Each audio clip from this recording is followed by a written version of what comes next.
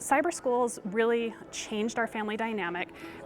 Coming out of COVID, my kiddos were introduced to the online school system, as kind of everyone was, and what they really liked is they knew what their schoolwork was for the week, and they knew they just needed to get it done within that time frame. And they thought, if I get all this done, I have so much extra time either for working or for playing with friends or just doing things outside and getting out. And so when we learned that we could keep them in the online school system, they both chose to do that because they liked the ability to grow and thrive within that. So right now, my middle son, who would have technically been a sophomore this year, but because of this program, he's actually graduating and is a senior.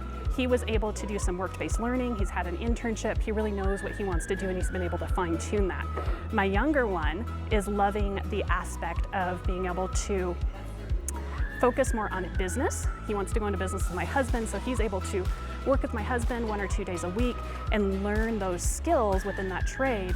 And going forward into high school, he'll be able to start taking some online college courses that will help him in that business aspect. And these are opportunities that weren't offered to them within the brick and mortar school system.